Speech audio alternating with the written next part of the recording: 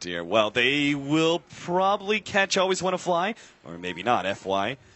They want Silent. The Cogs push back there on Silent. They are able to control him. The Frostbite is there, and Silent is taken out. Always Want to Fly. He's going to run himself away ahead of How. Another Rocket Barrage. Always Want to Fly drops low, and the burst damage of the rocket was enough to finish off the Dazzle before a Shallow Grave could come out. Yeah, and right now, Vici Gaming are just playing so well with each other. Like, they're just creating opportunities constantly. There was a time period, I feel, where Vici were actually struggling to make things happen around the map. It felt like their movements were a little too forced.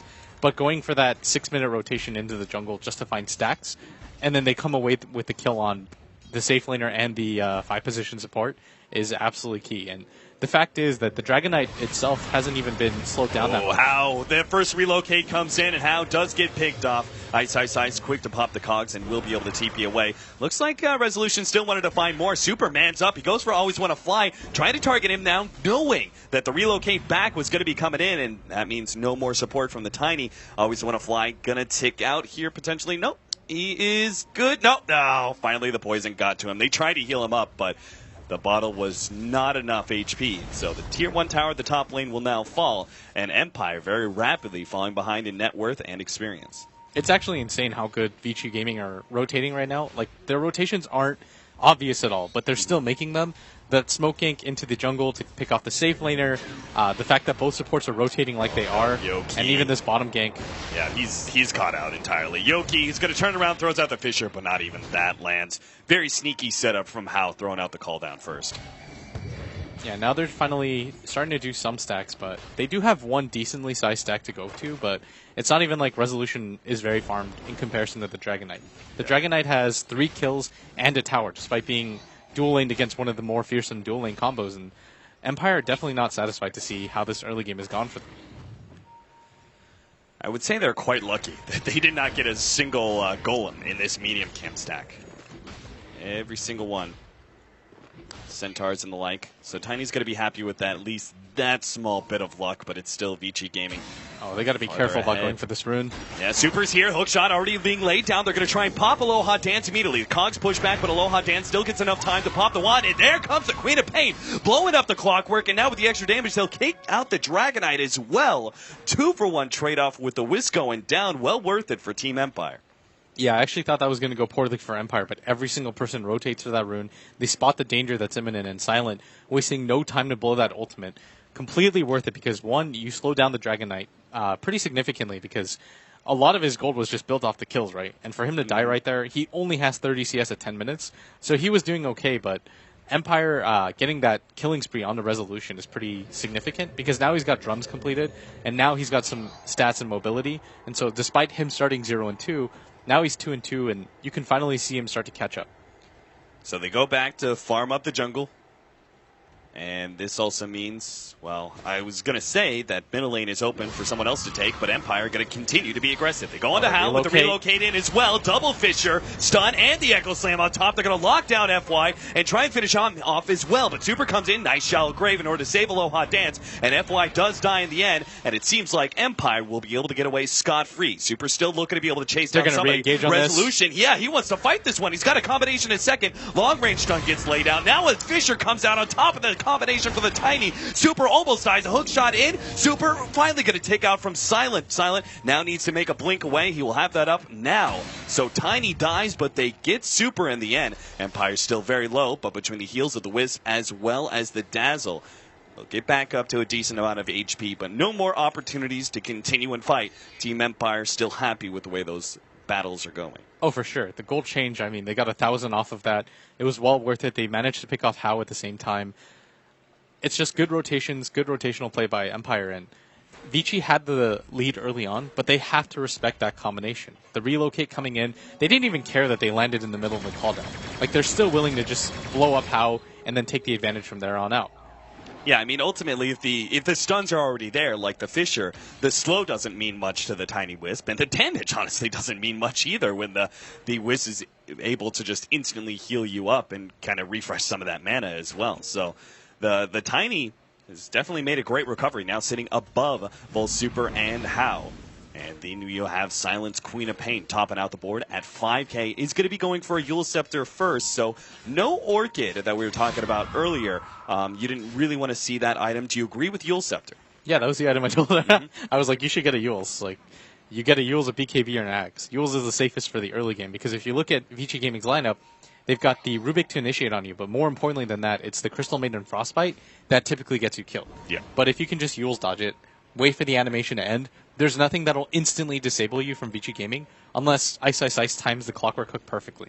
But at top, they should be really careful right now as Resolution, if he gets initiated on, Aloha Dance actually looks like he wants to be the target, and Ice Ice Ice is coming in hot. Yeah, they know if they go on Resolution, there's going to be a relocate save. So they sneak around behind and try and go for Aloha Dance first. Great setup from Ice, managing to land that hook shot beautifully. Oh, the damage there, those two supports. If they had actually gotten a double kill on that, that would have been a very impressive turn. But FY will live. Fenrir also going to be just fine. So great pickoff there for Vici Gaming. Not going to be laying down to Empire's aggression. They respond with a smoke ink of their own. Yeah, and I really like that Vici Gaming seems so willing to bring How to fights. I think this is actually a little bit different than most of the teams that we see. Is most teams just like to farm up their one position, let him use the jungle as much as you can, but How seems to be participating non-stop in fights. Like we saw him in the 8-minute gank, we see it again. They're willing to bring him to the ganks because they realize their support duo without him is actually quite weak. Like they've got a Rubik and a Crystal Maiden that don't independently do too much damage, and so bringing How along, you have some lockdown, you get the Rocket Barrage off. It's almost always a kill when they see it coming. Silent, that Yule Scepter is coming in fast. He's going to farm up the rest of these neutrals and will be able to pick that one up. Super, meanwhile, is he going to be going for an early BKB here, or is this the Sage? What about the Glimmer Cape build that was quite popular in China and actually made it over to the Western scene as well, where you would go Glimmer Cape and then break it apart for the Shadow Blade? Is this just not a Shadow Blade game? I think that it's not a Shadow Blade game. I think that going for... if you're going to get the Shadow Blade, you would have done it first. But I think going for a BKB here is a really safe option. Because if you're taking a look at Empire's damage, most of it is magic damage. The only source of physical damage is from the Tiny, who typically isn't going to be able to get the Aghanims as a first or second. Like, he's not going to be able to get it until after the drums minimum.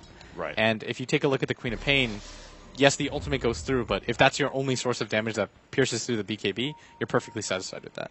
A 3-man smoke for Team Empire, but really it's a 5-man smoke. They have the relocate available. If Team Empire run into somebody from Vici Gaming in the jungle, they will immediately relocate in order to finish that hero off, but it seems much more likely we're going to have full-on team fight here.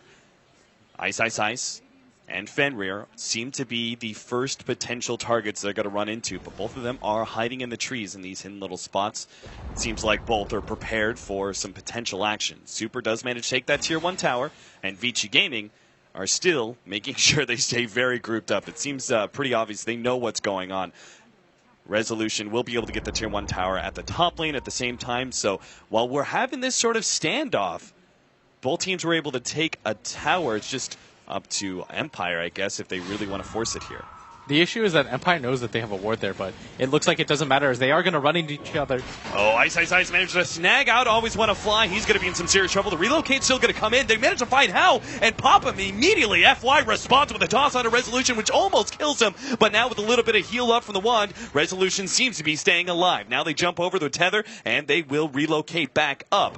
Both Yoki as well as the Queen of Pain will be able to run themselves away as well. So despite the fact that it was kind of an awkward way to start that fight, it actually turned out quite well with the relocate being on the money. Aloha Dance jumping immediately into that neutral camp meant that they had quick access to How. Now Super comes forward, trying to challenge Resolution alongside Fenrir, but they don't have the catch just yet.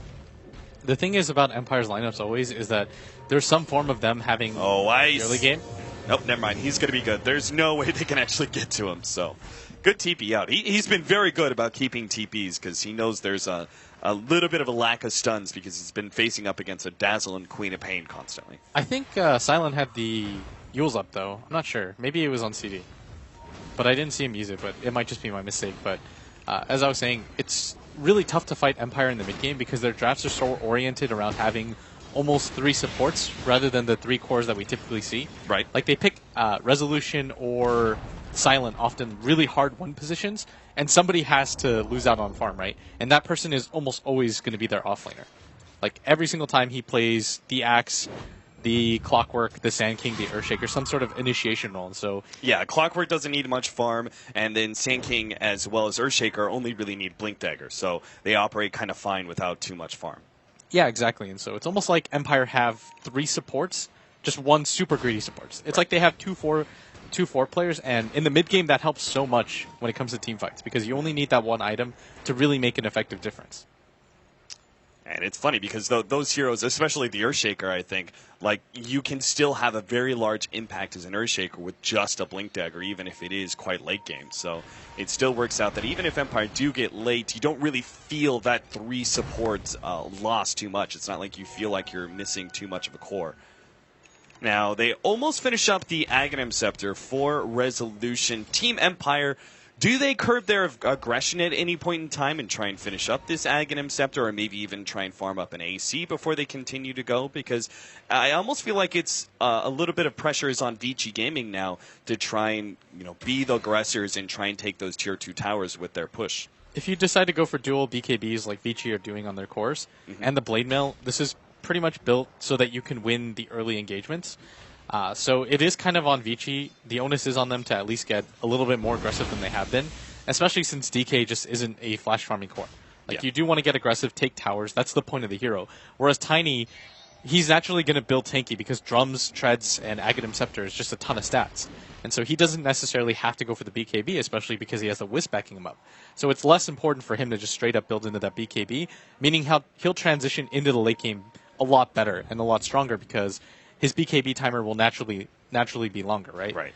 So for Vici to both go for BKBs early on, it does mean that by the 30-40 minute mark, those are going to be 5-second BKBs, and they won't nearly be as effective.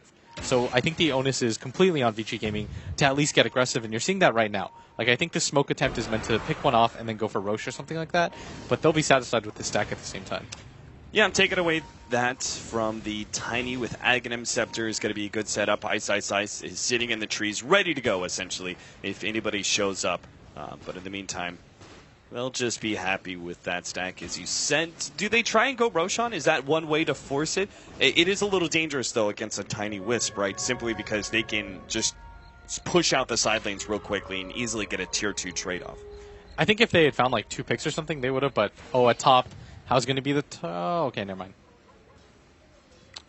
I think, like, if you had a Medallion or some other heroes, but a Dragon Knight and a Gyrocopter that both go BKB probably aren't enough to accomplish that. Just not enough physical damage yet from them. There's no natural Medallion builder on their team at the same time. Like, Empire have the much easier way to go for the Roshan. True. Speaking of that, Empire may want to Roche if they find a pick-off here. Silent has already run into Ice, but Yule Scepter, and that's about it. Silent blinks himself away. Still, though, they've bought some space. They see a couple of heroes. They probably presume Vici Gaming also try and group up after seeing something like that, and this will leave empty space for Resolution and a little hot dance to push out the bottom lane. Yeah, they're just farming more efficiently because Vici Gaming are afraid to lose a fight at this point. And if you split up against a Tiny Wisp that have Ags, you're just asking to die. Or you don't want to pop your BKB charges early on because it delays any sort of death ball push that you want to do even further. And you can see that Empire preparing for that just with the way that Silent is building. He's going to go for the Aghanim Scepter second. And oh, nice toss forward. Beautiful setup on Silent. That is creativity in action. The toss combinations at work. The instant stun followed up with the Dragonite. And now, with the loss of the Queen of Pain, Empire are very unlikely to fight. I mean, you already said Vici Gaming are built to, with the double BKBs to try and force fights. Now, you already don't really